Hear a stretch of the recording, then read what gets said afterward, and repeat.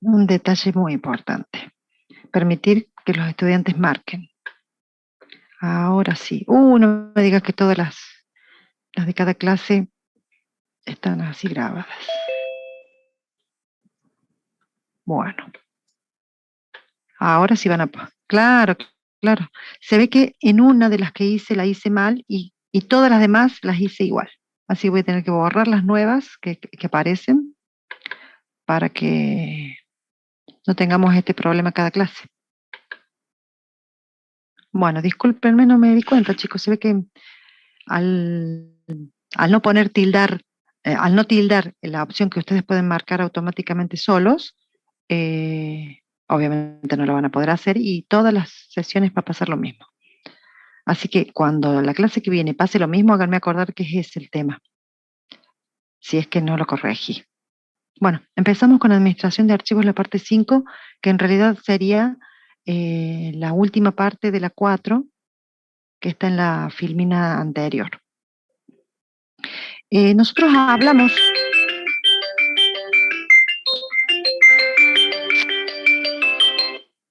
Nosotros hablamos de archivos compartidos cuando usamos las operaciones link y unlink, y también han visto en el práctico el tema de enlaces. Así que este tema de archivos compartidos lo hemos estado sobrevolando varias veces con ustedes. El tema de compartir archivos es cuando tenemos varios usuarios que pueden utilizar archivos en un servidor.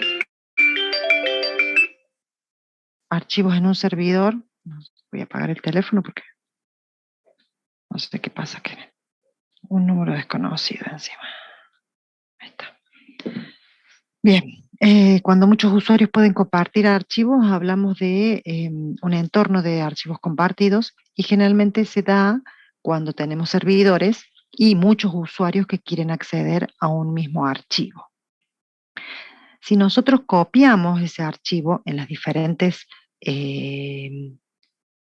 ubicaciones de los usuarios, no tendríamos archivos compartidos, tendríamos archivos duplicados, ¿sí?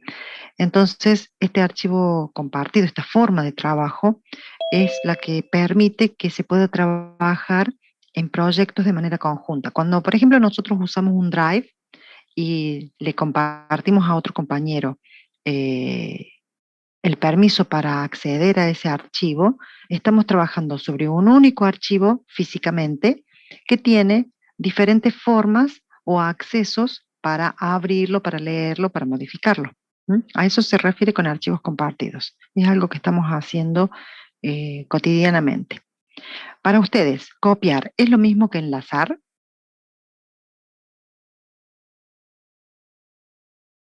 No, creo que no. No, creo que no, segurísimo. Bien, ¿por qué? ¿Por qué no es lo mismo? Porque enlazar yo lo veo más como agrupar, profe. Bien, agrupar. Bien, no sería una acción correcta, ¿sí? No me gusta usar la palabra agrupar. Bueno, enganchar. Enganchar O sí, sea, porque podría ser como... vincular también es sí, no un... sé. Bien, pero ¿por qué digo no me gusta agrupar? Porque agrupar significa que tengo varias cosas que las junto en una sola. Y en realidad, cuando yo hablo de... Perdón. Cuando yo hablo de archivos compartidos, tengo un solo archivo, no tengo varios. Tengo un solo archivo que puede ser accedido por diferentes usuarios. ¿Está? Entonces, si yo copio un archivo, voy a tener dos archivos originales que lo va a trabajar un usuario y otro. Mientras que si hablo de archivos compartidos, voy a tener un solo archivo que va a ser accedido por distintos usuarios. Hay una diferencia muy grande. Cuando yo modifico uno de los archivos copia, el otro no se modifica, porque son iguales hasta el momento de la copia. Luego, cuando se editan uno después del otro, o uno a diferencia del otro, cada uno toma su propio camino y toma sus propias modificaciones. En cambio, en los archivos enlazados, no. Yo modifico al mismo archivo desde diferentes accesos que yo tengo. ¿Mm? Esa sería la gran diferencia entre copiar y enlazar. Hasta un momento dado, la copia es igual, pero si yo después entro y edito el archivo copia y le saco renglones, ese archivo queda totalmente diferente al que era el original, ¿sí?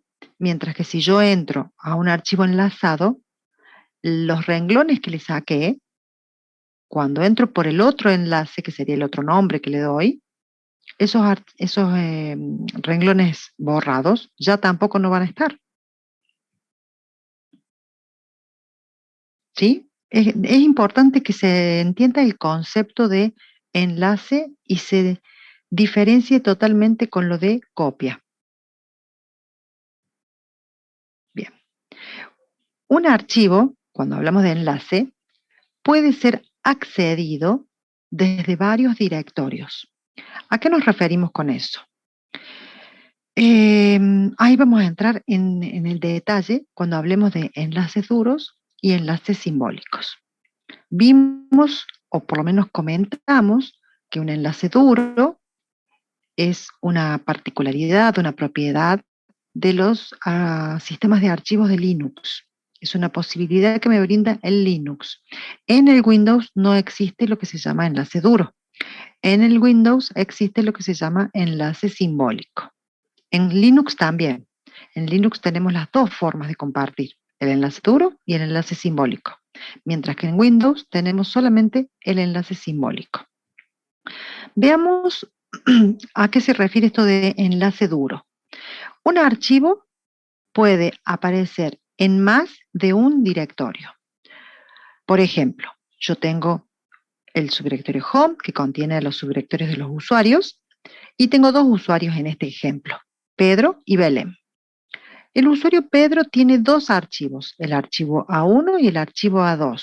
El archivo A1 utiliza el inodo 100 y el archivo A2 utiliza el inodo 105. ¿Sí? Son dos archivos. Veamos cómo sería nuestra tabla de directorio. La tabla de directorio de Pedro tendría dos registros. El nombre del archivo, A1 y A2, y los números de inodo 100 y 105.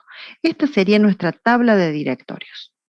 Mientras que la tabla de directorio Belén no va a tener nada, porque no tiene archivos, Belén, todavía. Bien, veamos qué pasa si yo creo un enlace. El comando para crear enlaces en Linux es el comando ln. ¿Ustedes ya vieron eso en la práctica? Sí, profe. Bien, el comando ln, solito, ¿sí? Porque esto es un enlace duro. Y decimos que vamos a enlazar el archivo A2, que está en el subdirectorio Pedro, dentro del subdirectorio Home, o sea, este archivo, ¿sí? Que estoy circulando con el mouse, y lo voy a enlazar a un archivo que se va a llamar L-A2, que va a estar en el subdirectorio de Belém. Por lo tanto, el comando es ln, archivo original y archivo enlazado. ¿Qué pasa cuando ejecuto ese comando? Me crea una entrada en el directorio de Belén. El archivo se va a llamar L-A2, pero el inodo no va a cambiar porque es el mismo archivo A2. Por lo tanto, en el bloque de datos del inodo 105 va a decir que es un archivo que tiene tales permisos, que tiene tal creador, que tiene tal tamaño, que tiene tal fecha, las banderas que tenga y los bloques de disco donde está guardado ese archivo. Recuerden que en el inodo yo no tengo el nombre del archivo. El nombre del archivo está solamente en los directorios.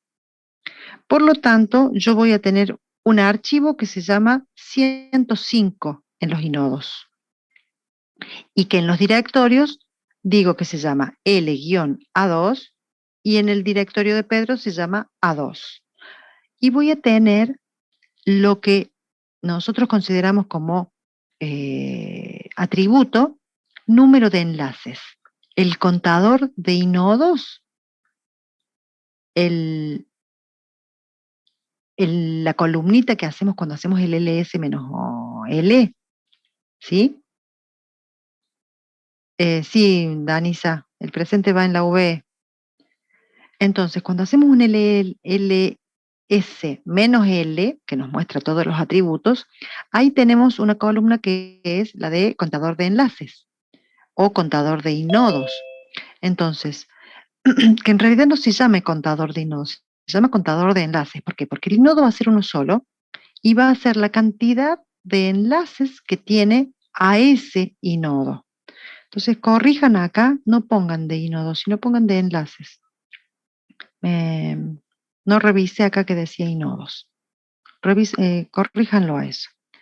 Bien, entonces, este inodo físicamente va a estar en una porción del disco. ¿Por qué? Porque ambos tienen el mismo número. Porque el inodo es uno solo. ¿Se acuerdan cuando nosotros vimos la tabla de particiones y decíamos que primero estaba la MBR, luego venía el espacio de bloques libres y luego venía los inodos? Bueno, ahí hay un sector que tienen los inodos de cada archivo. Cada archivo tiene asignado un inodo, que es un bloque. En ese inodo yo guardo, ¿qué guardo? A ver si se acuerdan de la clase pasada. No de la pasada, sino de la anterior, cuando hablábamos de inodos. ¿Qué se guardaba en un inodo? Los atributos, profe. Sí, muy bien, los atributos. Que los atributos eran el enlace, el tamaño, el usuario, el grupo, la fecha de creación, fecha de modificación y algunos atributos más, los permisos, el tipo de archivo, etc. ¿Qué más guardaba ese inodo?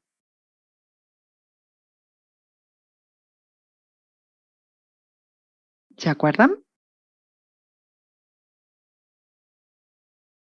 Los punteros, muy bien. Primero tenía 10 registros donde me decía qué bloques en el disco estaba ocupando ese archivo. 10 registros. Pero como el archivo podía ser más grande que para 10 bloques, tenía un puntero que apuntaba a otro registro que tenía direcciones de disco. Y ese se llamaba simplemente indirecto, perdón. Si no me alcanzaba con esa cantidad de bloques, yo tenía un segundo puntero que apuntaba a otros bloques que tenía direcciones de bloques de disco. Es decir, que tenía direcciones doblemente indirecto y hasta direcciones triplemente indirecto. Eso lo vimos no en la clase pasada, sino en la anterior. Todo eso se guardaba en el inodo. Menos qué dato del archivo no guardamos en el inodo. El nombre. El nombre no está en el inodo. ¿Por qué? Porque lo que usamos para referenciar a un archivo siempre es el inodo. Nosotros como usuarios usamos la tabla de directorios para decir qué inodo tiene el nombre del archivo. Entonces acá yo digo que es un solo archivo con dos nombres diferentes. En un directorio se llama A2 y en el otro directorio se llama L-A2. Por eso es que tenemos el mismo número de inodo, porque no son dos archivos, es uno solo con dos nombres en dos directorios diferentes. ¿Se entiende? Conceptualmente, físicamente, es un solo archivo, el que ocupa el inodo 105. Lógicamente, para nosotros, para Belén, se llama LA2 el archivo, pero para Pedro se llama A2. Y para ellos pueden ser archivos iguales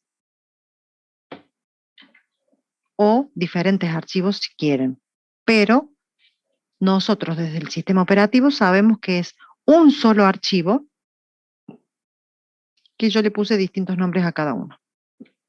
Nada más que eso. Es como que el camino por el que accedo es por un directorio o por el otro. Bien, avanzo un poquito.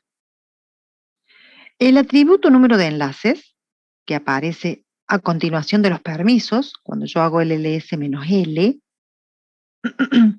cada vez que yo creo un nuevo enlace, me aumenta 1, o sea que ahora valdría 2. Si yo en otro subdirectorio creo otro enlace que se llame, por ejemplo, no en Belén, sino en otro usuario, y lo llame LNA2, supongamos, ese contador de enlaces va a aumentar a 3, porque el inodo va a ser siempre el mismo, va a ser siempre el mismo archivo, pero en realidad lo que estoy agregando es otro nombre en otro lugar. Este numerito, cuando yo ejecuto el ls-l, me está mostrando cantidad de enlaces. Voy a ir un segundito. No sé si yo voy a perder mucho tiempo con esto, pero me interesaría dejarlo claro. Voy a dejar de compartir un poquito.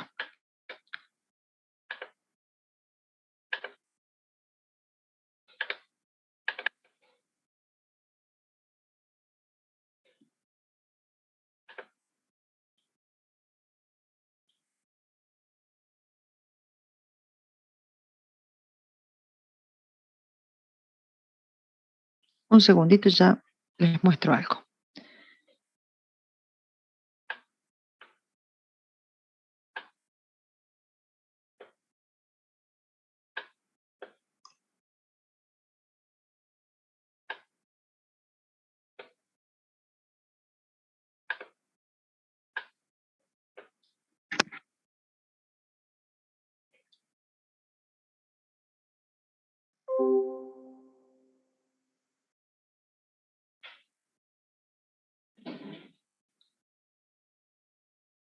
Uy, ¿vieron cuando ustedes están apurados por algo y parece que todo anda más lento? Bien, eso me está pasando ahora a mí. Bien, ahora sí, y acá abro esto y ya les comparto.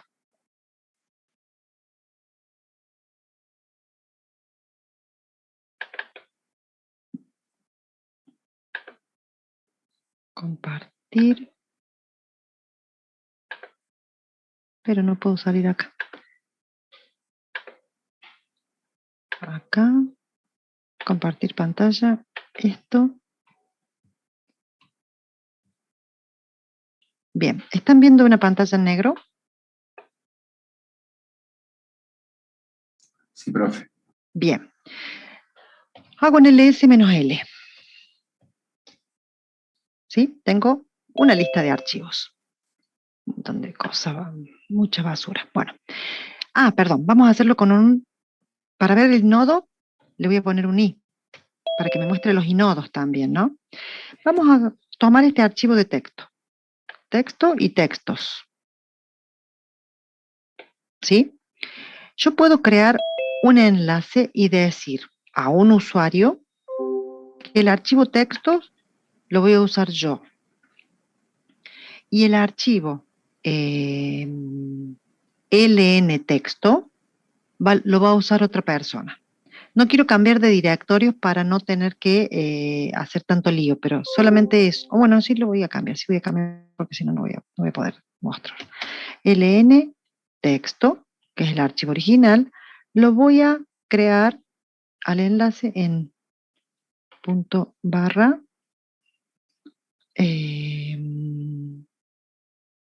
dir3 barra ln texto. Estoy creando un enlace del archivo texto que es este y lo voy a crear en un directorio que tengo aquí que se llama dir3, ¿sí? Y se va a llamar ln texto. Fíjense acá el archivo texto, ¿qué número de enlaces tiene? 1. O sea que existe un único archivo. Bien, cuando yo ponga Epa, ¿qué pasó? No existe texto. Ah, perdón, me equivoqué acá yo. Tengo que poner punto barra. A ver ahora. Y. Ah, bien. Es un error mío. Perdón. Cuando yo creo un enlace tengo que estar posicionada en donde voy a crear en el enlace.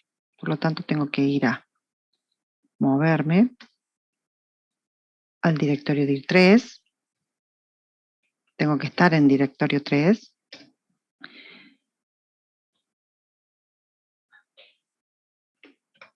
Ahí está. Y ahora voy a crear el enlace.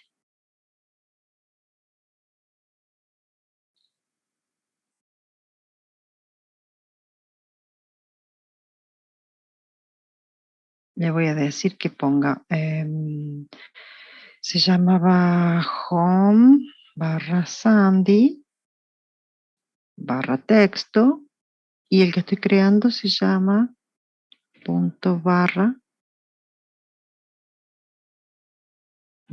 home barra Sandy barra dir3 barra ln texto, ¿sí? Este camino es donde está el archivo que voy a usar de enlace y este es el nuevo que voy a crear.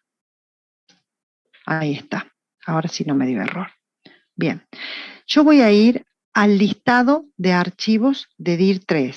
¿Cómo hago ese listado? ln menos li y me va a mostrar, perdón, ls menos li, ls menos li, y me va a mostrar que el archivo ln texto tiene el inodo 789595. ¿Sí? Yo voy a modificar el archivo nanotexto. No tiene nada adentro, está vacío. Voy a empezar a escribir algo, X y Z. Lo voy a guardar y voy a salir. Bien. Si hago un cat de texto, ven que tiene las X y las Z. Ahora me voy a mover a mi directorio de conexión, que es el que tenía esa lista de recién.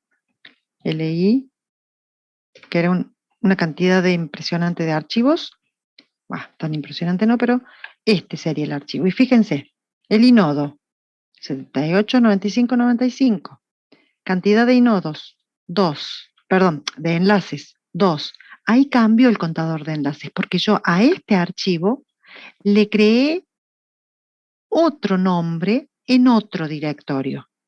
Y si yo muestro con cat el archivo texto, fíjense qué contenido tiene. Perdón.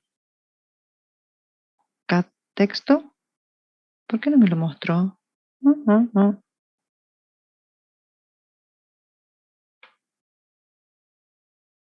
Estoy en pwd, Sandy, sí, ls, texto, cat, texto.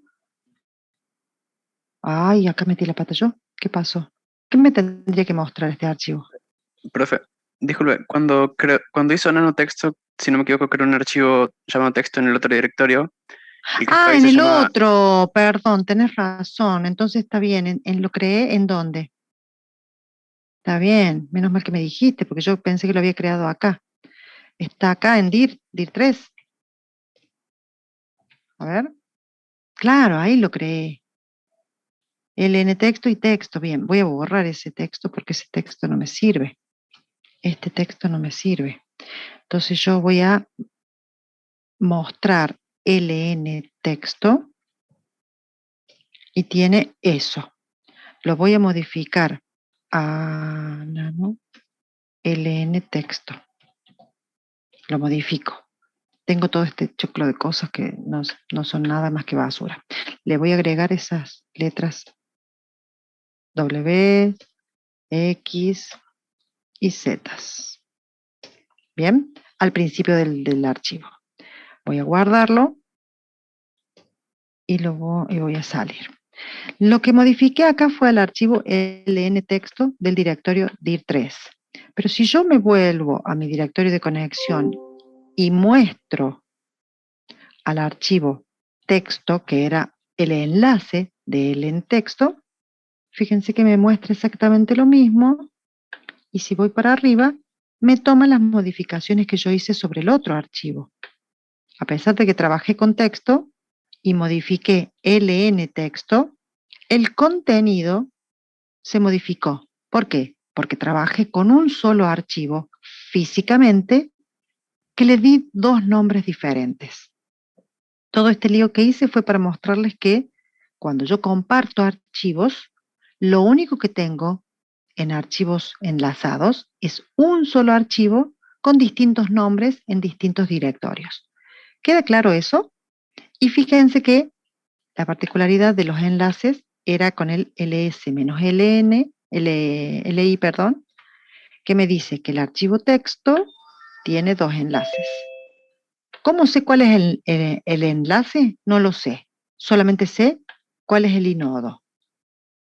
Después con el find puedo buscar todos los archivos que tienen inodo 78, 95, 95 y puedo encontrar todos los nombres que tiene. Pero hasta ahora yo lo único que sé es que va a tener dos nombres diferentes. Si yo vuelvo a crear otro enlace en otro directorio, por ejemplo, me voy a cd dir2, ¿sí? Puedo crear otro enlace. A ver, acá, por acá, por acá, por acá. Por acá tengo un enlace. Acá. En vez de poner dir3, voy a poner dir2 y le voy a llamar AAA, porque se me ocurrió nada más. Pongo Enter, me creo el enlace y ahora cuando haga el ls-l y voy a tener el mismo inodo 78, 95, 95 y el número aumenta a 3 en cantidad de enlaces. ¿Estamos?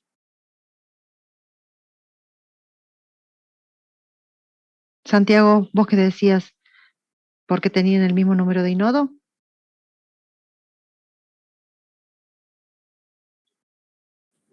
Sí, profe, o sea, ya entendí eso. Mi duda era por qué ponía ahí que aumentaba el contador de inodos y no aumentaba el Claro, contador de inodos. por la ay, mira, no me digas que todo este lío hice porque, claro, en vez de decir inodo Claro, por tendría que eso ver, yo decía, sí, porque que aumentaba el número de enlaces, por eso tenía mi duda, ¿por qué aumenta el inodo? No, la palabra inodos era el error y Sí, tenían sí, que sí, reemplazar por el palabra enlaces. sí, por eso era mi Uno duda. por ahí con tantas palabras técnicas se confunden qué poner y bueno, fue un error de tipeo, nada más. Sí, no hay problema, profe. Bárbaro, discúlpame que yo no te entendí. No te entendí la... Sí, igual yo me expresé mal ahí cuando puse por qué tiene el 105, me tendría que expresar Claro, un poco claro. mejor. Sí. Bien, estamos. Avanzamos entonces. Pensé que digo, ¿qué pasa? Que no entendieron nada de enlaces. Digo yo, claro, era eso. Bien, acá tenemos la operación unlink, es la operación que elimina una entrada de un directorio. Lo que hicimos recién fue link. El unlink sería reducir el número de contador de, y acá de nuevo, ¿ves? De contador de inodos, es contador de enlaces. Vuelvan a corregir eso, lo voy a corregir yo antes de, porque yo ya le subí la filmina. Vieron que yo siempre les digo, la subo después porque yo corrijo cosas sobre la marcha y después me olvido de subir las correcciones. Esperen que voy a pasar acá. Acá. Incrementa el contador de inodos. Ahí es. Enlaces. Vamos a la siguiente. Acá también contador de enlaces. ¿Sí? Porque los inodos, el inodo es uno solo. No hay cambio de inodos. Enlaces.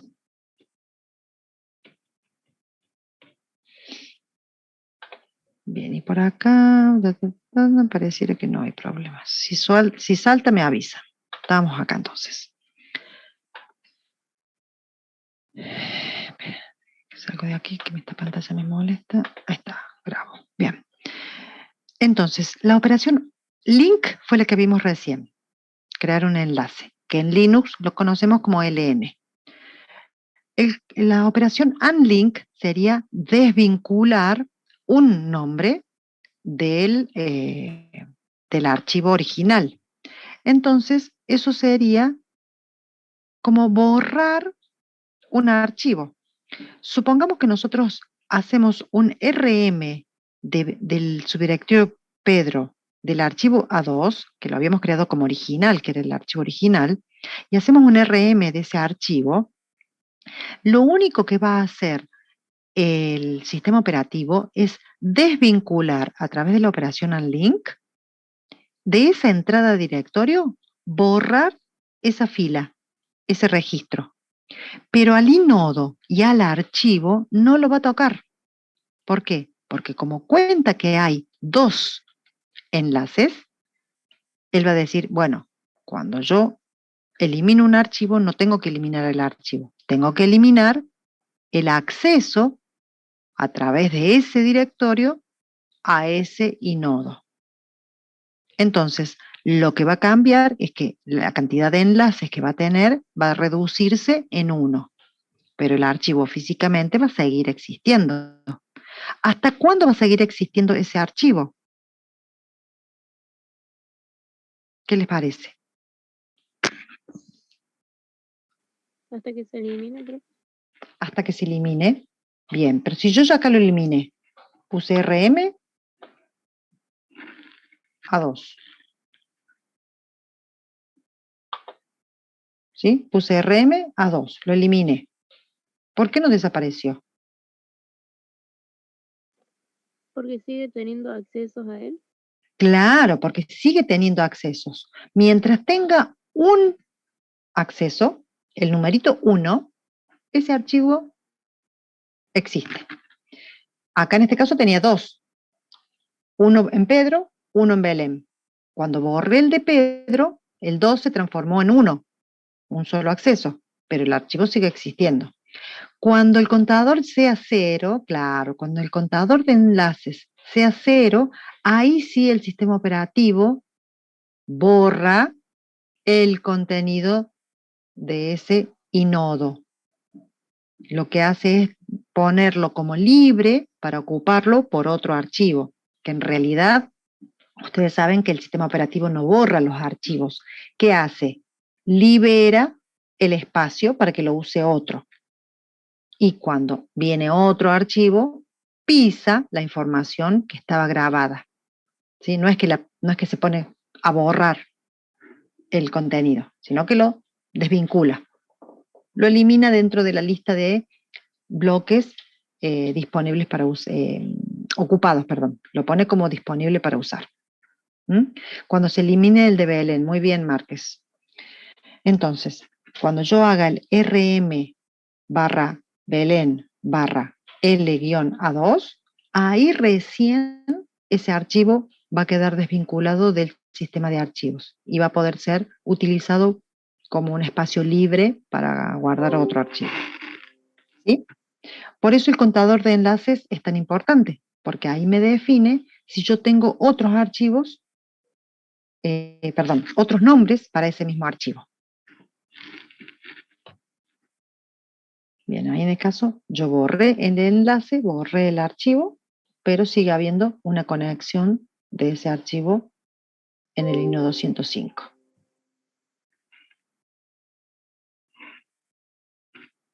Bien, ¿qué inconveniente tienen los enlaces duros? Bien, tiene un inconveniente que no es tan simple de determinar, pero fíjense que ahora lo analizamos. Los enlaces duros tienen un nombre de archivo y tienen un inodo.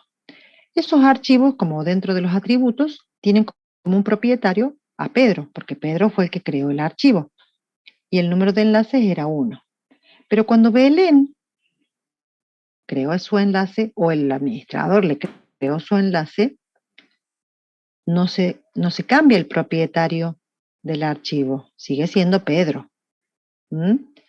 Cuando Pedro borró su archivo, no se cambió el propietario a Belén. Quedó siendo Pedro el propietario, a pesar de que Pedro había borrado su archivo. Esto es en la práctica. Estaba en Pedro y estaba en Belén. Pedro lo borró, Belén no. Como el archivo originalmente fue creado por Pedro, cuando Pedro borra su enlace, el propietario sigue siendo Pedro, aunque Pedro crea que él ya no tiene más archivos. Y esto provoca que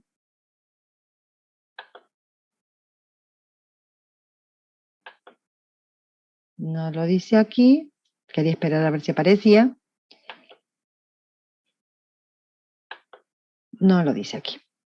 Esto va a provocar que Pedro va a tener en su cuota de disco un archivo que está usando espacio suyo, pero que él cree que no lo está usando.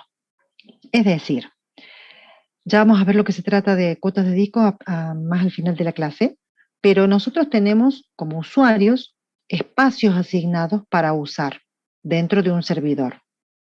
Pedro tiene un espacio, Belén tiene su espacio, María tiene su espacio y cada uno tiene un espacio limitado. ¿Para qué? Para que no se abusen y empiecen a usar todo el disco con archivos que no sean útiles. Entonces yo le doy un límite a cada uno de ellos. Pedro, cuando creó el archivo A2, utilizó un espacio de disco y después dijo, bueno, ya no me sirve más este archivo, lo voy a borrar. Él borró el archivo de su directorio.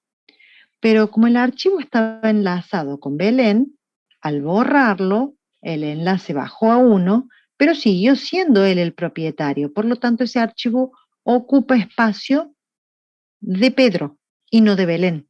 Entonces Belén sigue usando el archivo, pero el espacio lo está ocupando Pedro. ¿Se entiende ese inconveniente?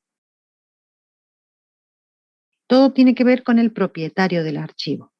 Lo que hay que hacer para solucionar esto, ¿qué sería?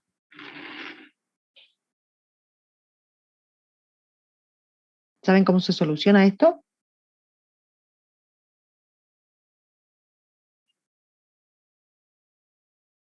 Bien, nadie participa, nadie comenta nada, nadie se le cae una idea. ¿Qué pasó? Borrando los enlaces duros. No, pero suponete que yo no puedo. Pedro lo borró porque ya no lo quiere usar, pero Belén lo tiene que seguir usando porque lo necesita. Y Pedro dice, me jodieron porque yo al final borré el archivo, pero sigue ocupando espacio en mi parte del disco.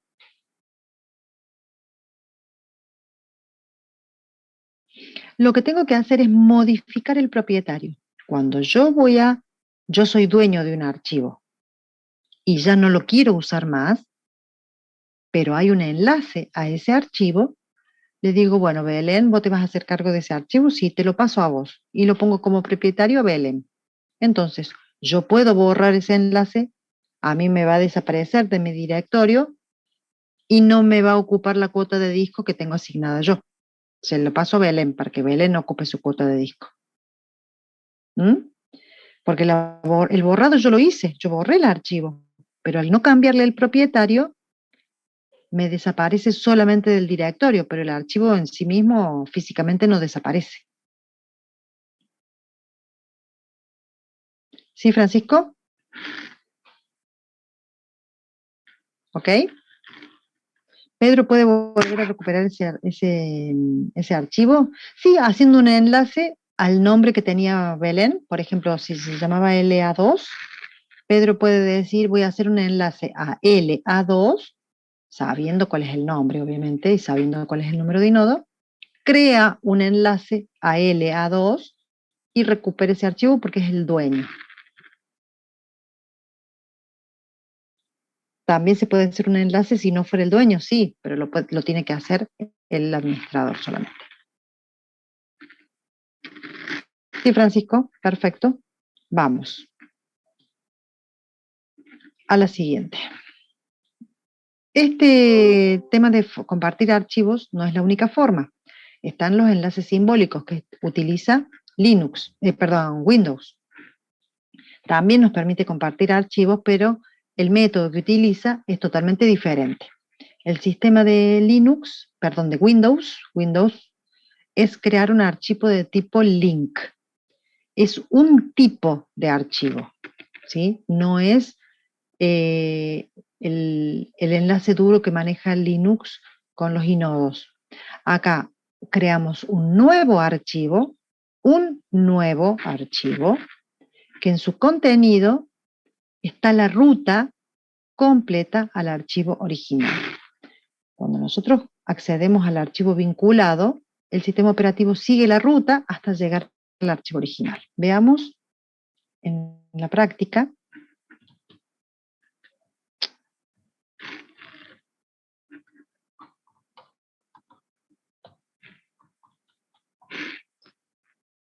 Bien, se me cerró la terminal. Fíjense, este que aparece en azulcito, perdón, en celeste turquesa, y este que dice simbólico, son enlaces simbólicos. ls-l, y aparecen de esta forma. Enlace 1 apunta a dir2/comandos. En el contenido del archivo me dice que apunta a qué archivo, comando. O sea que cuando yo utilizo enlaces simbólicos, el mismo archivo me dice a dónde está apuntando. No tengo que adivinar a dónde está el archivo original. Aquí está, comandos. También me doy cuenta porque el archivo es de tipo L. Fíjense que comienza con una L. No empieza con un guión como los enlaces duros. Los enlaces duros es un archivo común y corriente tipo guión. En cambio, en este caso tengo una L. Acá tengo otro archivo simbólico, perdón, un enlace simbólico. Y también está el archivo comandos. O sea que tengo dos accesos directos o dos enlaces simbólicos al archivo comandos. Uno se llama 788995 y este se llama 79888992. Fíjense que los inodos son diferentes. Y el archivo comandos, ¿dónde está? ¿Dónde está? Capaz que lo borré. No, no está. Pero déjenme que lo busque. Está en dir2, perdón. Está en dir2. Vamos a ir a dir2. ls.dir2. Aquí está. Vamos a ver los inodos de este archivo. Menos L. El comandos. Epa, me falta un inodo. LI 788996. O sea que el archivo comandos, el archivo simbólico y el archivo enlace 1 son tres archivos diferentes con inodos diferentes. ¿Por qué? Porque el que tiene los datos reales es este comandos. Y estos dos que están en celeste solamente contienen un camino que me lleva a comandos. Esa es la diferencia de un enlace duro con un enlace simbólico. ¿Sí?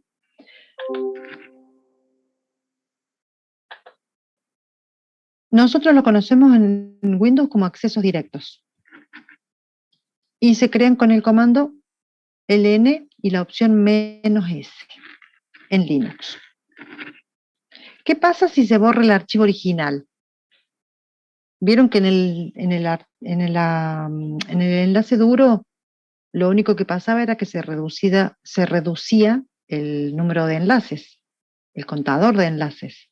¿Qué pasa con los archivos de enlaces simbólicos? Si yo borro el original.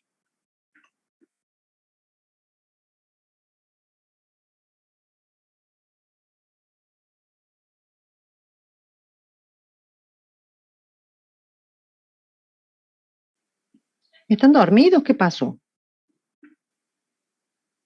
Los enlaces quedan sin referencia. Muy bien, Gabriel. Bien. En este caso vamos a probarlo para que se note rápidamente. Yo tengo el archivo comandos, que está enlazado por el archivo simbólico y por el archivo enlace 1. Si yo borro el archivo comandos, rm.dir2/comandos, comandos, ya lo borré, veamos cómo aparece ahora estos archivos. Fíjense, automáticamente me dice que está apuntando comandos, pero me lo pone en color rojo porque el enlace, el acceso es inconsistente, exactamente, se quedan sin acceso porque dice, este apunta a comandos que no existe. Entonces, en la práctica lo vemos en rojo y lo guarda al mismo acceso, es decir, al caminito que tenía que recorrer, lo sigue guardando, porque ese es el contenido del archivo que creé yo recién. No estoy creando un acceso a otro archivo, sino que estoy creando un camino que debe recorrer para poder acceder al archivo.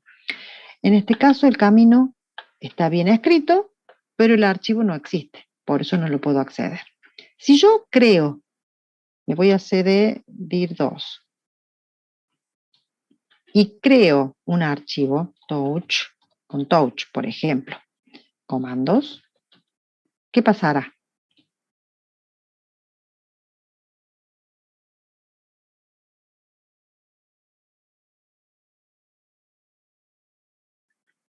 ¿Qué les parece que pasará?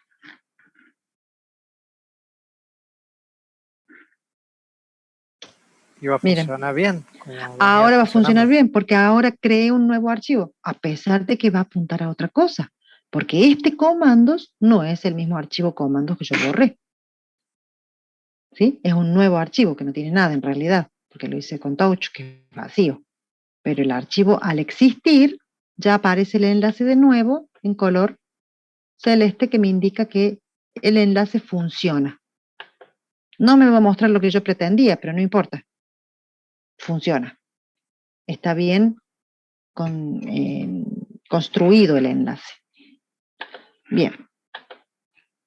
La ventaja de los enlaces simbólicos es que se pueden enlazar a archivos que están ubicados en máquinas diferentes, en sistemas de archivos diferentes, particiones diferentes, discos diferentes, ¿sí? Esa es la ventaja de los enlaces simbólicos. Por eso es que Linux utiliza, por un lado, los enlaces duros, que solamente se manejan en el mismo file system, y luego también maneja los enlaces simbólicos, que serían los accesos directos a archivos que están ubicados en otras máquinas que no son las mismas de los usuarios, sino que puede ser en un servidor o en distintos servidores. Es un tema muy interesante el tema de los enlaces. El tema de los enlaces da para muchas... Sí. Para que eso funcione, el archivo nuevo que esté creando tiene que estar ubicado en la misma ruta en la que estaba el archivo anterior, ¿no? Porque si claro, si no, no va a funcionar, ¿sí? Porque si yo lo creo en otro subdirectorio, es como que le digo, el camino está acá y yo el archivo lo tengo allá. Entonces va a decir, es inconsistente lo que me estás diciendo. Va a seguir apareciendo en rojo si no lo creé en el mismo lugar. ¿Cómo? Gracias. Está bien. Perfecto. Este tema de archivos están en el capítulo 4, 10 y 11 del libro de Kahneman, ¿sí? Para que lo revisen. Y ahora vamos a pasar a lo que comenzaría la clase de hoy realmente. Administración del espacio de disco. El espacio de disco, sobre todo cuando hablamos de espacios libres en el disco. Y también el último tema va a ser las cuotas de discos, que es lo que les comenté recién, pero vamos a ver un poquito más de detalle. Cuando nosotros hablamos de inodos, cuando hablamos de la implementación a través de NTFS, hablábamos de cómo los sistemas operativos registraban a los archivos y dónde estaban ubicados esos archivos.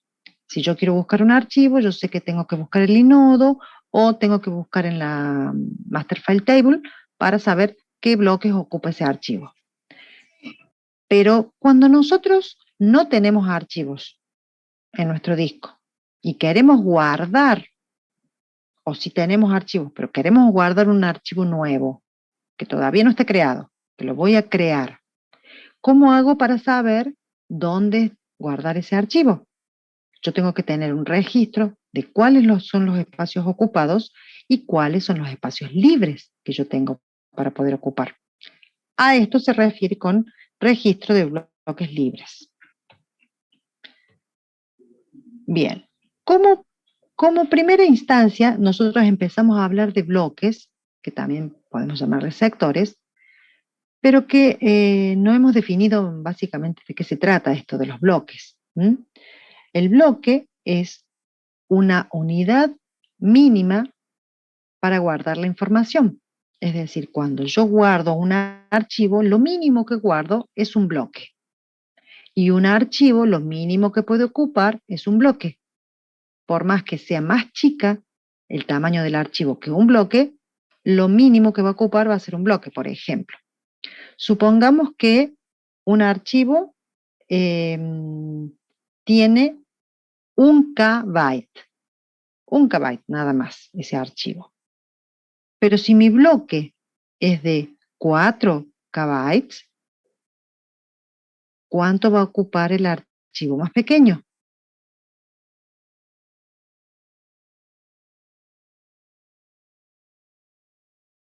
Un bloque, o sea, 4 KB. Por más que yo sepa, claro, Santiago, muy bien, Juan, por más que yo sepa que mi archivo va a ocupar 1 KB nada más, en total va a ocupar los 4, ¿por qué? Porque es la unidad mínima de información que yo voy a guardar. O sea que cada bloque va a definir lo mínimo que yo puedo ocupar en un archivo. Si el bloque es de 4K, va a ser 4 lo mínimo. Si el bloque es de 1K, 1K va a ser lo mínimo. Si mi bloque es de 512 bytes, va a ser 512 bytes el mínimo. Exactamente. El tema de la fragmentación es lo que afecta el tema de los tamaños de los bloques. Vamos a ver de qué se trata esto. ¿Cuál sería el tamaño ideal? Cada uno va a definir un tamaño ideal, ¿sí? Vamos a ver por qué. ¿Qué beneficio se obtiene al dividir el disco en bloques grandes? Si yo tengo bloques muy grandes y tengo archivos pequeños, ¿tengo alguna ventaja?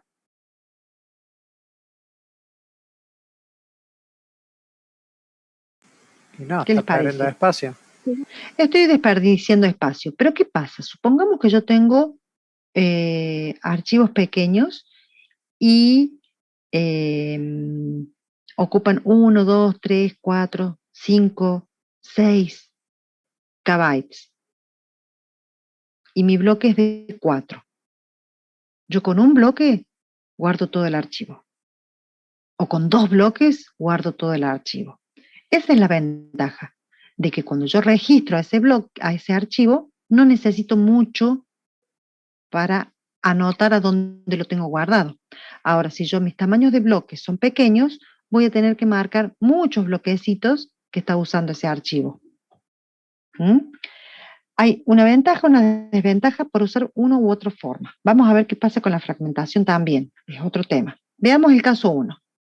El caso 1, el disco está particionado en bloques pequeños. Supongamos que este es un disco, no vamos a hacer todos los bloques que hay en un disco, sino vamos a hacer una aproximación. Y digo que el archivo A ocupa el bloque 1, 2, 3 y 4. Que el archivo B ocupa el bloque 1, 2, 3, 4, 5. El archivo C, 1, 2, 3, 4, 5 y 6. Y estos están libres. Entonces, este archivo está ocupando 4 bloques. El B está ocupando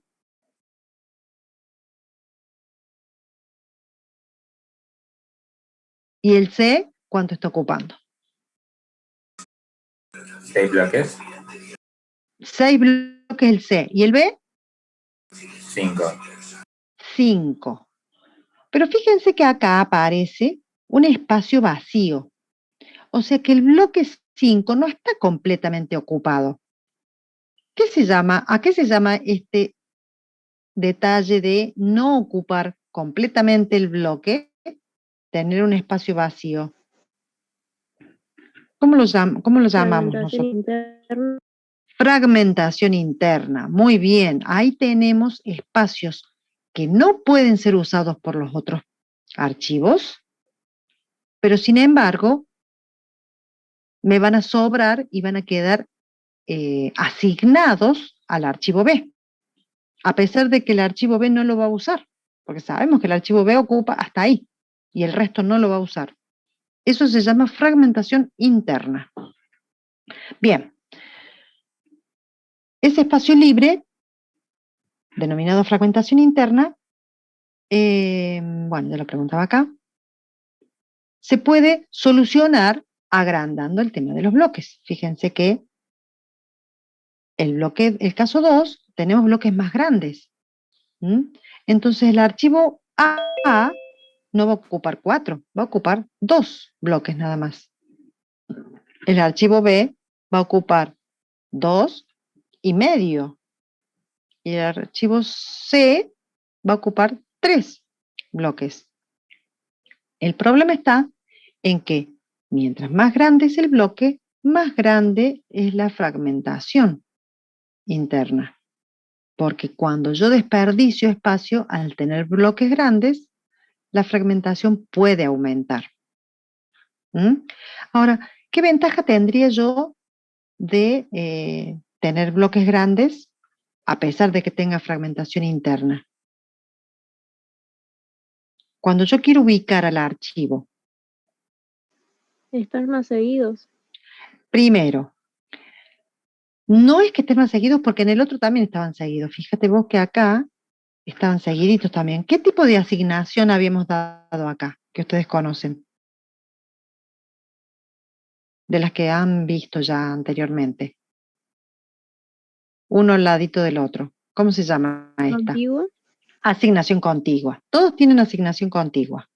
Cuando yo quiero registrar al archivo A, digo, está registrado en el bloque 1, 2, 3 y 4. Por lo tanto, puedo decir que del 1 al 4 tengo archivo A.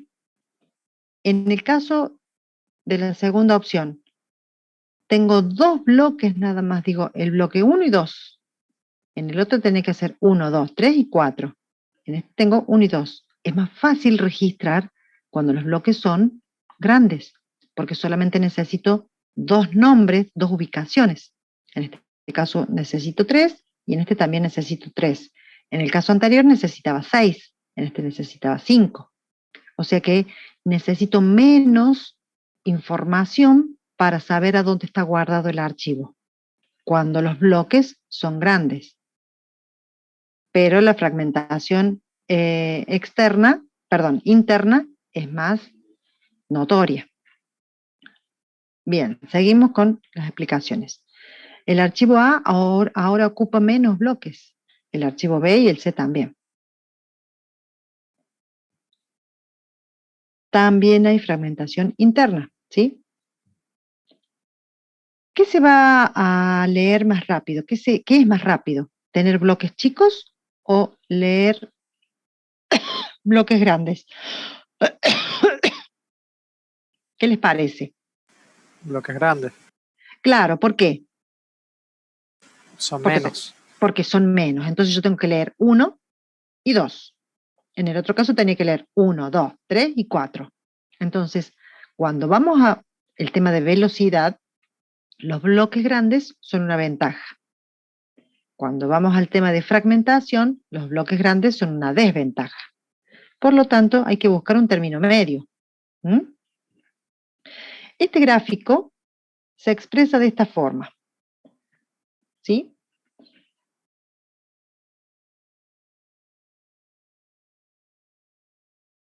Cuando yo aumento la velocidad de acceso a los datos, ¿sí? De 0 a 60 megabytes por segundo, y lo comparo con el tamaño del bloque, ¿sí? Porque acá vamos a ver tamaños de 1K, de 4K, de 16K, de 64K, de 256K o de 1 mega. ¿Sí? Son las distintas posibilidades de tamaños de bloques que hay. Ya se sabe que en algún momento llegamos a un término medio, pero las posibilidades están dadas así. Es más, menos de 1K también puede haber bloques de 512 bytes, de 256 bytes, que son bloques mucho más pequeños, pero que en la actualidad para los tamaños de los archivos no es tan conveniente. Pero en una época eran bloques muy usados. Bien. Si yo aumento el tamaño de bloque, me aumenta por aquí la velocidad de transmisión de los datos.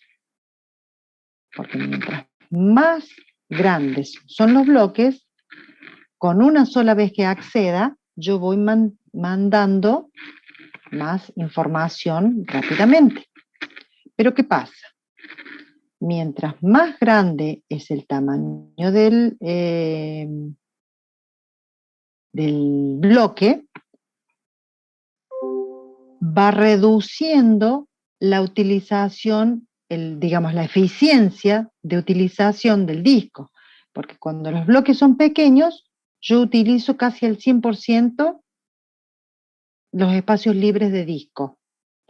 Mientras que cuando voy aumentando a más de 8 o 16 o 32 o 64 KB de tamaño de bloque, va reduciéndose la performance o rendimiento de cómo utilizo el disco.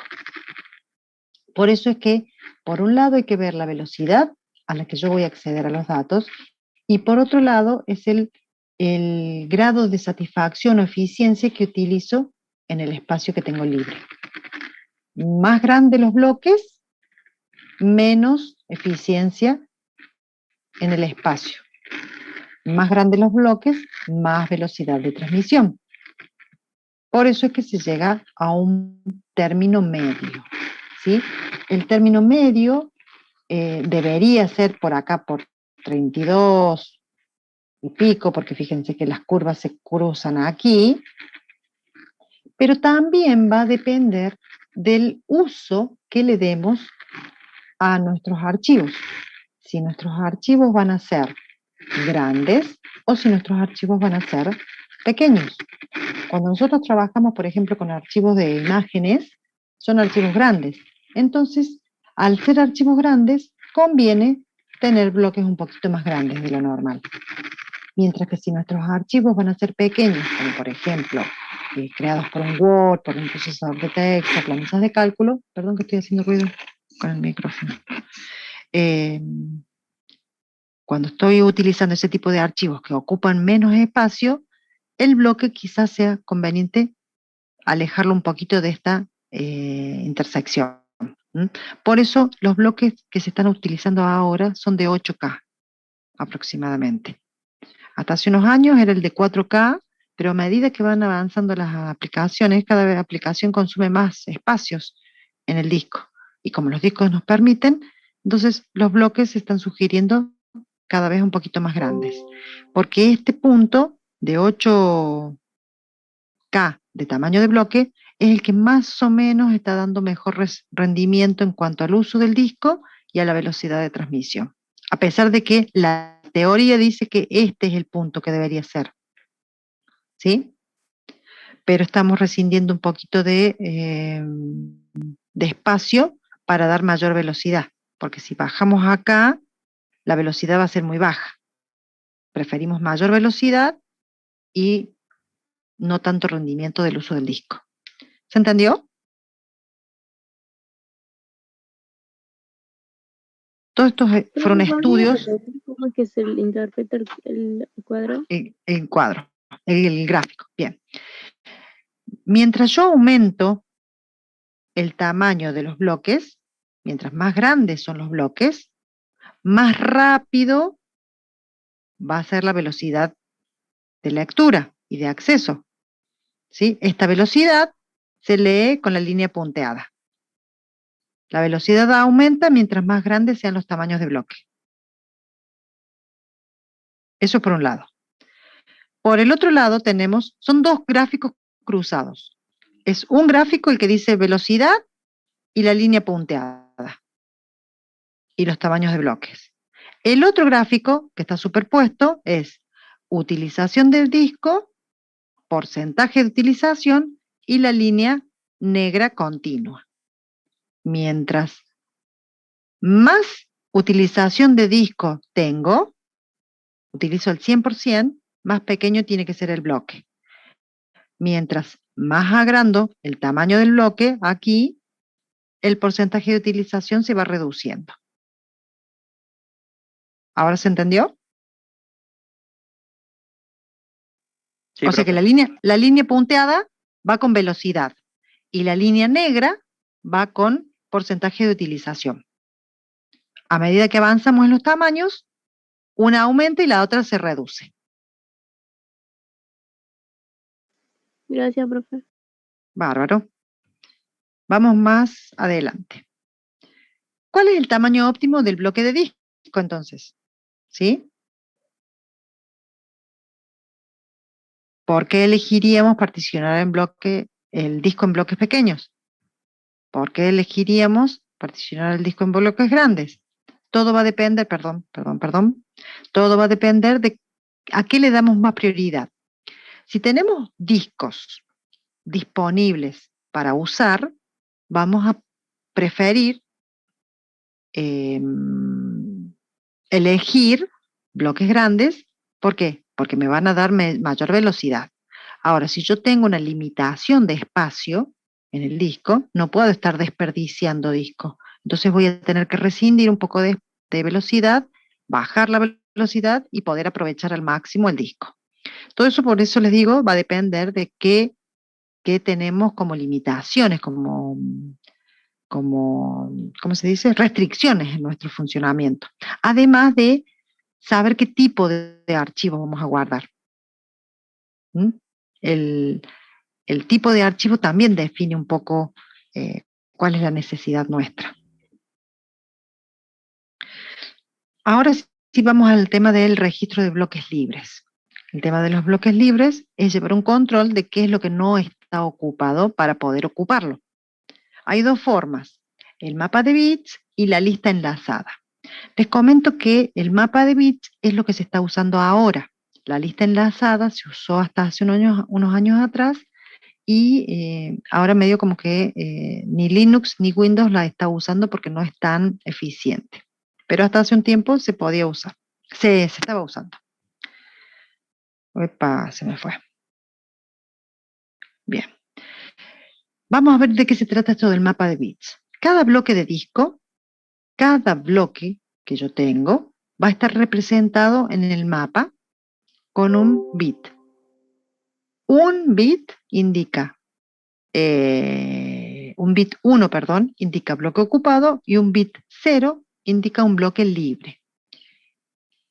Este caso del gráfico me indica que tengo un bloque ocupado, dos bloques libres, dos bloques ocupados, uno libre, dos ocupados, uno libre, dos ocupados, uno libre, y así sucesivamente. Esto es un mapa que se le llama, es una estructura, que tiene todos los bits representando a cada uno de los bloques de mi disco. Este signito significa que continúa para toda la cantidad de bloques que yo tengo. Entonces, ¿qué me representa acá en cuanto a la fragmentación este disco? Perdón, este mapa de bits. ¿Qué me dice? ¿De qué puedo interpretar de esto? ¿Cuáles serían los espacios vacíos acá? Serían los ceros. Los ceros son los espacios vacíos, perfecto. ¿Qué me dice de la fragmentación? ¿Puedo saber algo de la fragmentación? Cambio la pregunta. ¿Puedo saber algo de la fragmentación interna acá?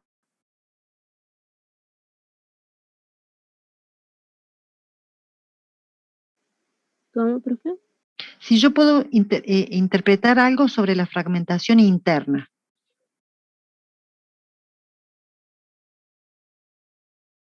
¿Se acuerdan qué era la fragmentación interna? Los espacios vacíos que había en cada uno de los bloques asignado a un archivo. Yo podía tener un archivo que tenía un bloque y no haber ocupado todo el bloque, y eso era fragmentación interna, o tener un archivo que ocupaba 3 bloques, por decir un número, y en realidad estaba ocupando 2,5. Realmente. Sí. Pero lo que pasa es que no le puedo asignar 2,5, le tengo que asignar 3. ¿Eso lo puedo ver acá en el mapa de bits? Creo que no. No, no se puede ver. Eso es una fragmentación interna. Lo que yo puedo ver en el mapa de bits es la fragmentación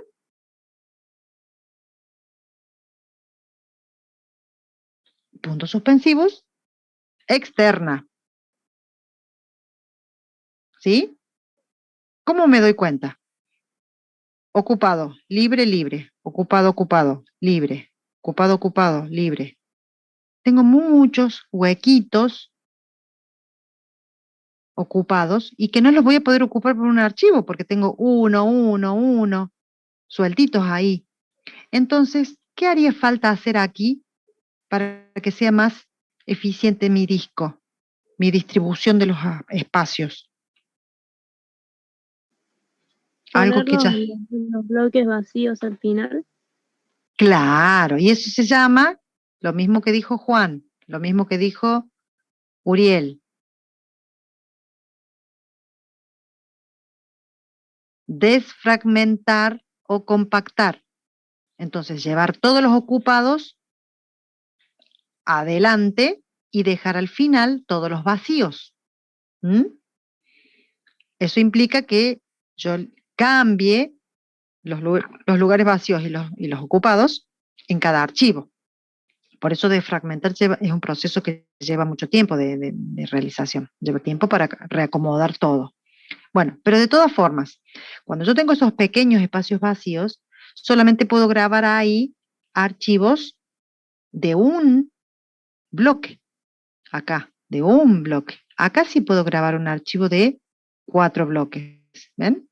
Y acá uno de 3 bloques. Y la otra opción sería grabar un archivo acá, la otra parte del archivo acá, la otra parte acá, y así ir saltando. Pero no es conveniente eso. ¿Por qué no es conveniente grabar? No es que no se pueda, sí se puede, pero ¿por qué no sería conveniente grabar un archivo de 3 bloques que no sean contiguos?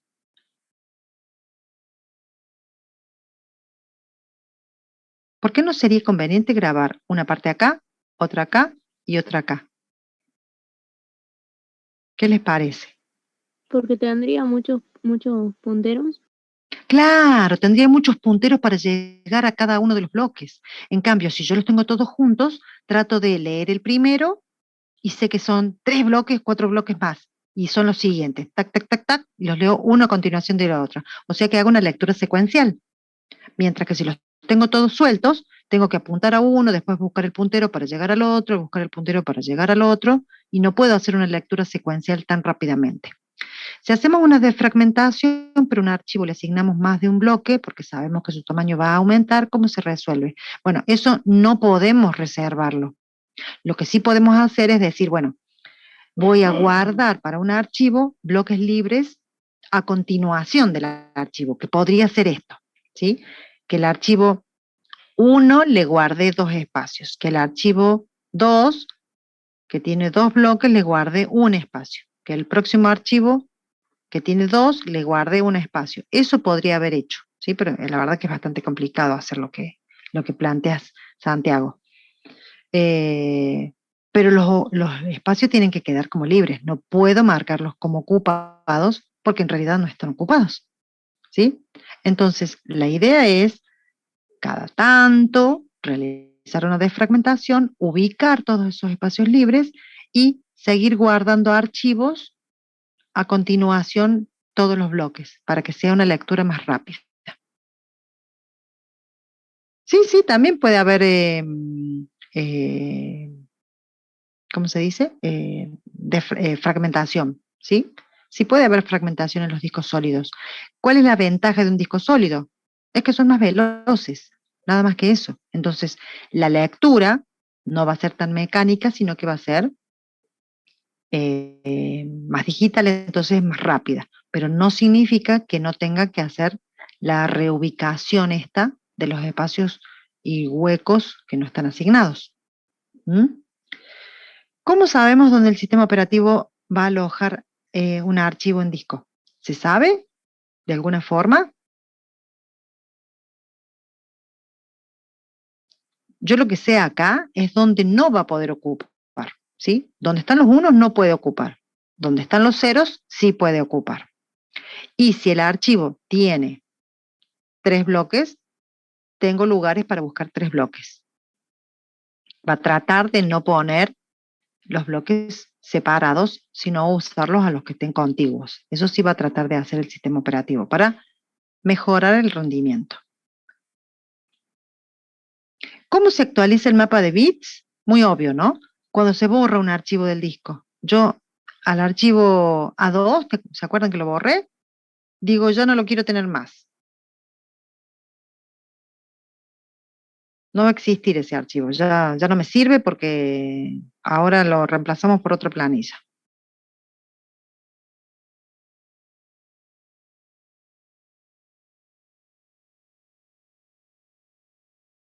Se cambian los unos por cero. Exactamente, eso es lo único que hago. Al cambiar los unos por cero, ya tengo esos bloques libres para que los use otro archivo. Pero no borré en el disco el contenido. Lo que hice fue liberar el registro de ocupado por libre, nada más. Y en el disco real sigue estando la información, nada más que no la puedo acceder, porque ya no tengo ningún puntero que me apunta hacia allí. Entonces, cuando grabo el nuevo archivo, voy a pisar esa información sin saber qué es lo que había abajo. ¿Se entiende?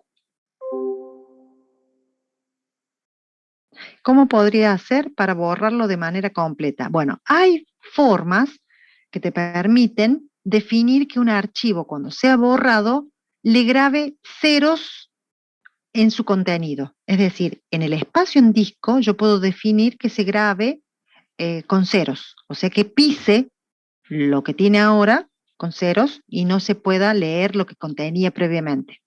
Esos son atributos que yo tengo que definirle al archivo para que cuando se borre pase eso. Ya sea Linux, ya sea Windows, es una forma de seguridad para que no se pueda recuperar la información de allí.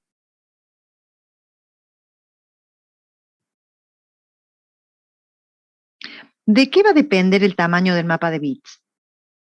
¿En relación a qué va a estar el tamaño de ese mapa de bits? ¿Qué sería del almacenamiento del disco? Del tamaño del disco. ¿Y de qué más? ¿Del tamaño de qué? Del bloque, claro. Porque yo puedo tener un disco grande y tener bloques grandes. Entonces voy a tener menos bloques. Ahora, si yo tengo un disco grande y bloques pequeños, voy a tener muchos más bloques y voy a necesitar registrar a todos los bloques, los que están libres y los que están ocupados. Entonces, este mapa de bits va a depender del tamaño del disco y de la cantidad de bloques que tenga ese disco. ¿Sí? Bien, vamos a ver cómo funcionaba esto de la lista enlazada para que ustedes se ubiquen, ¿sí? De que era práctico, pero ahora es menos usado. Se utilizan bloques de disco enlazados para registrar los bloques libres. Cada bloque libre está en una lista guardado. Por ejemplo, acá tengo el bloque 42, el bloque 136, el bloque 210, el bloque 97, el bloque 41, etcétera, etcétera, etcétera.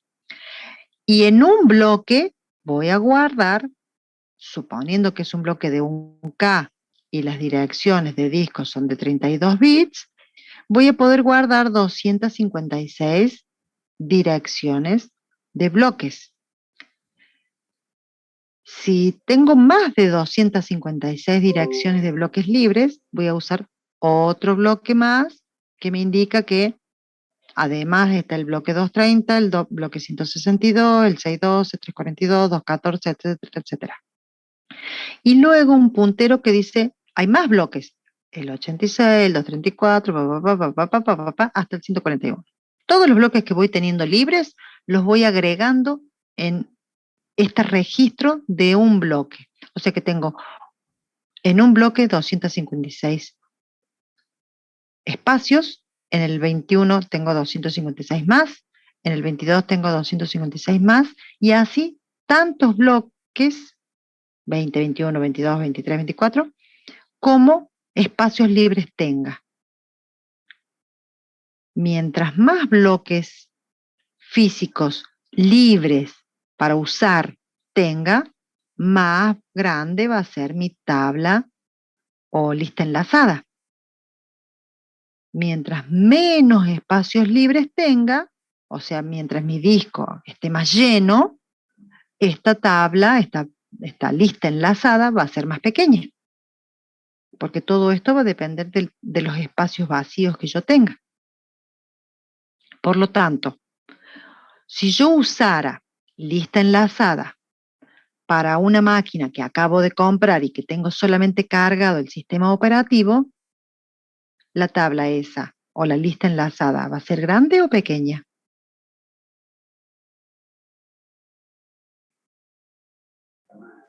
¿Profe, puede repetir la pregunta? La pregunta es, yo acabo de comprar una máquina con un disco, obviamente. Ese disco tiene el sistema operativo cargado, pero no cargué nada, no cargué aplicaciones, no cargué archivos, no tengo nada generado porque todavía no lo he usado. Mi tabla va a ser grande o pequeña. Mi tabla de lista enlazada, digamos. Este conjunto va a ser grande porque tiene muchos espacios vacíos y cada espacio vacío está grabado en un registrito de estos. Cada espacio vacío está acá. Mientras más espacios vacíos tenga, más grande va a ser la cantidad de espacios ocupados en esta tabla. Cuando voy ocupando esos espacios, los voy borrando de esta tabla. Si grabo un archivo en el bloque 141, 142, lo pongo vacío acá. Si ocupo el 126, lo borro. Si ocupo el 160, lo borro. Porque voy liberando de la tabla los espacios que están ocupados por los archivos. ¿Se entiende? Moreno Luis lo contestó muy bien antes de que yo diera la respuesta. Muy bien, Luis. ¿Sí? Este método se usaba antes, pero ¿qué pasa? Mientras más grandes son los discos, tenemos muchos espacios vacíos en estas tablas. ¿Y qué tiene de particular esto? Que las direcciones de discos ya no son de 32 bits, son de 64 bits, entonces necesito más lugar para guardar una dirección de disco. En cambio, en el mapa de bits, que me vuelvo, voy a tener para el primer bloque, la primera ubicación, un 1 o un 0, nada más. Lo único que tengo que tener es la tabla en memoria cargada todo el tiempo, pero es un bit por cada bloque. En el otro caso, por eso se dejó de usar, tengo 32 o 64 bits por cada dirección. ¿Sí? O sea, ven la diferencia de cómo usaba espacio la lista enlazada. Por eso se dejó de usar. ¿Se entiende? Era una forma que se utilizaba, pero obviamente se dejó de usar por la poca eficiencia. Pero era la única forma que se reconoció para ubicar los espacios vacíos. Bien, ¿qué más? ¿Cuántas direcciones de bloques libres se puede almacenar en un bloque de disco?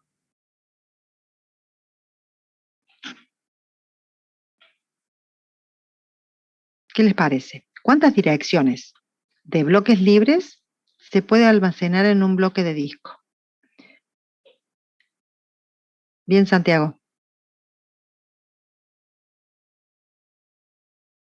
Estas pueden ser preguntas de parcial. Depende del espacio de disco. Bien. Pero, ¿solamente de eso depende?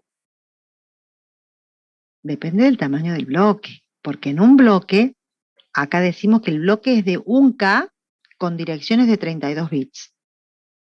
En ese caso son 256 direcciones. Pero si el bloque es de 1K y las direcciones son de 64 bits, voy a tener 128.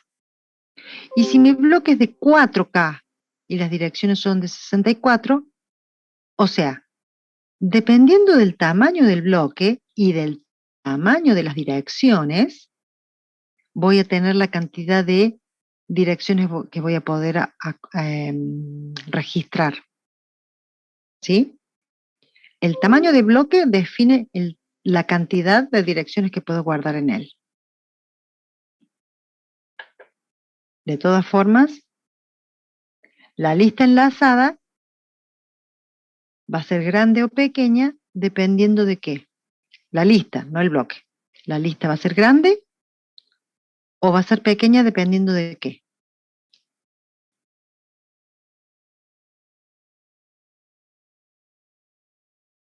La lista va a ser grande si tengo mucho espacio vacío.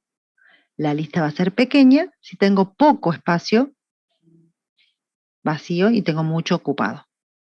Porque solamente estamos registrando aquí en esta lista los espacios vacíos, los espacios libres. ¿Sí? ¿Cómo registro los espacios ocupados? ¿Cómo? ¿Puede repetir lo último que dijo? Bien. ¿De qué depende el tamaño de la lista enlazada? La lista enlazada va a guardar cada uno de los registros, cada uno de los bloques que están libres sin usar. Mi lista va a ser mucho más grande si yo tengo muchos espacios vacíos sin usar. Si yo tengo pocos espacios vacíos, es decir, mi disco está lleno, voy a tener una lista más pequeña.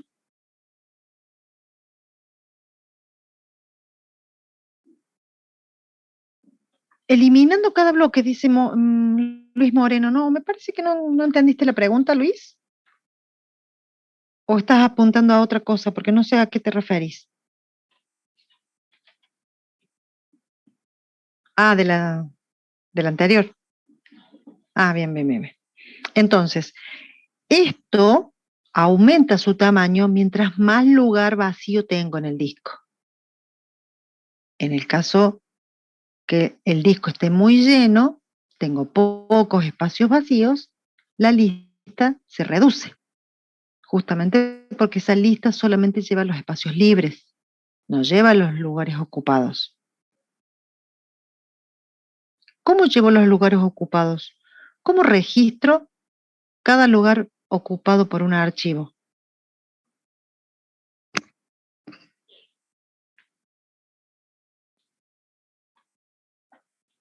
¿En Linux o en Windows?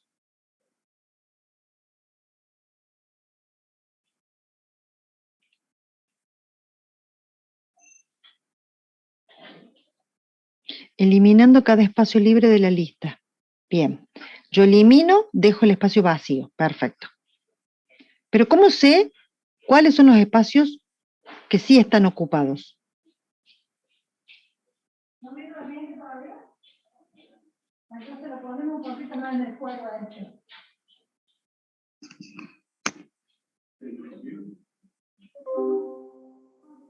Puede ser por el mapa de bits.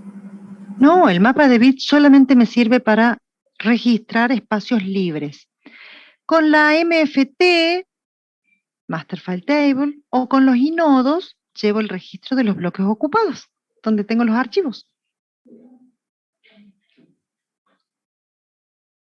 ¿Se entiende? Yo de una forma llevo los espacios vacíos, que es esto, del mapa de bits. Ahora, ¿cómo llevo los lugares ocupados? Y registrando cada uno de los archivos con el método que utilizo para registrar archivos. MFT en el Windows. Inodos en el Linux. ¿Se entiende? Yo en el inodo, ¿qué tengo? ¿Se acuerdan que dijimos que en el inodo tenía 10 registros para los primeros 10 bloques ocupados?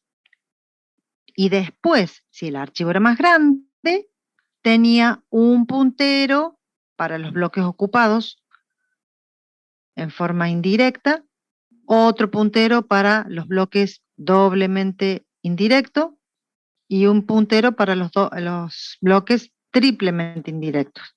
Pero en el inodo es donde yo registro lo que está ocupado. En el mapa de bits es lo que yo registro para los espacios libres. Es muy simple la registración de los espacios libres. Un mapa de bits, nada más. Ese mapa de bits, si yo me vuelvo, no puedo volverme para atrás acá, pero tendría que buscarla a ver si la tengo en la filmina. Espérenme un segundito porque quiero que vean, que lo materialicen. Clase 7. No, esto es otra cosa. Creo que debe ser la presentación 3. La parte 3. A ver si creo que es esto. Espero no equivocarme, pero creo que es esta la filmina. Un segundito y ya les muestro.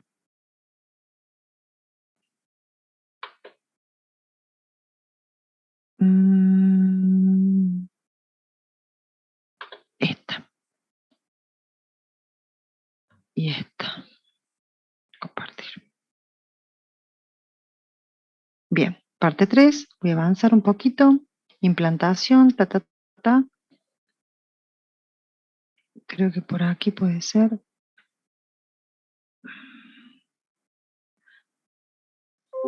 Ah, no, no era acá. Me parece que no. A ver, no sé.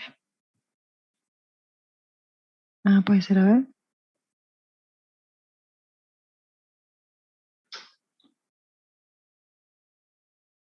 Estoy pasando como loca Quiero la estructura. Acá me parece que está. Bien. Implementación de NTFS. Esto sería uno de los ejemplos. Tengo que sacar acá este chat. Bien. Acá tengo el registro de arranque para la partición. La Master File Table, ¿sí?, es la que registra al principio del disco todos los archivos y cómo están guardados esos archivos. Y acá realmente está el contenido del archivo. Acá solamente tengo el registro de cuáles son los bloques y atributos de esos archivos. Y esta es el área donde está físicamente guardado cada bloquecito con cada texto, cada número, cada planilla, cada foto, cada píxel, etc. En esta Master File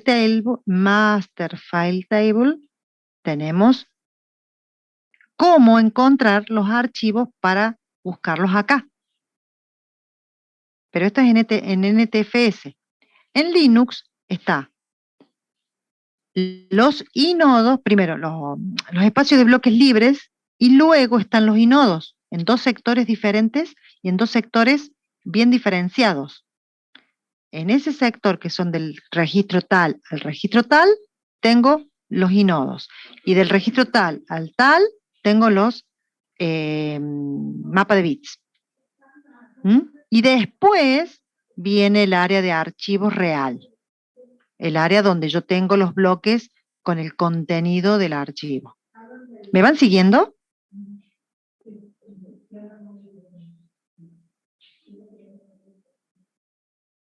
No sé si me escuchan porque... Sí, profe. Está, perfecto. Bueno, cierro esto porque esto es viejo, pero hay que revisarlo. Entonces, los bloques libres, mapa de bits, los bloques ocupados, va a depender del sistema de implementación que tengamos, que sería dependiendo del sistema de archivos que usemos. NTFS es la forma en que registra los bloques ocupados, el Windows. Y nodos es el método que utiliza Linux para registrar los bloques ocupados, para poder ubicar a los archivos, para poder encontrarlos cuando los estamos accediendo, leyendo, modificando, lo que fuese. Y cuando los queremos grabar por primera vez, debemos acceder primero al mapa de bits para saber a dónde los vamos a llevar y dónde los vamos a colocar. ¿Se entiende?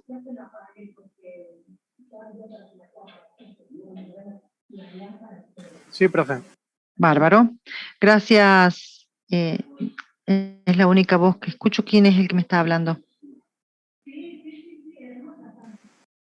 No, pero el anterior, ¿quién es? Yo, profe. Leandro Gómez. Leandro, para. Igual estuvieron hablando también. No fui yo el único. Sí, no fuiste el único, bueno, pero es la única voz que estaba reconociendo ahora, últimamente. Me parece que están medio dormidos hoy. Está tan frío, tan ganas de estar en la cama, que eso, vos sabés el hambre que yo tengo, no se pueden imaginar. Yo desde las 6:30 de la mañana que estoy levantada. Falta cuota de disco, chicos. Y ya se nos fue la hora. Ay, chicos, ¿por qué no me dijeron? Miren la hora que es. Por Dios. Bueno, la clase que viene terminamos cuota de disco. No, cuando se me pase así el tiempo, avísenme porque yo me copé y seguí, y no me di cuenta. Bien, entonces nos quedaría cuota de disco para la clase que viene, que es cortito, así que no se preocupen. Y hoy es martes. La clase que viene sería la última clase que vamos a tener antes del parcial. Porque el parcial va a ser el día primero, pero el 25, de mayo, es feriado. O sea que nos queda una semanita perdida. Así que la semana que viene va a ser la última clase antes del parcial.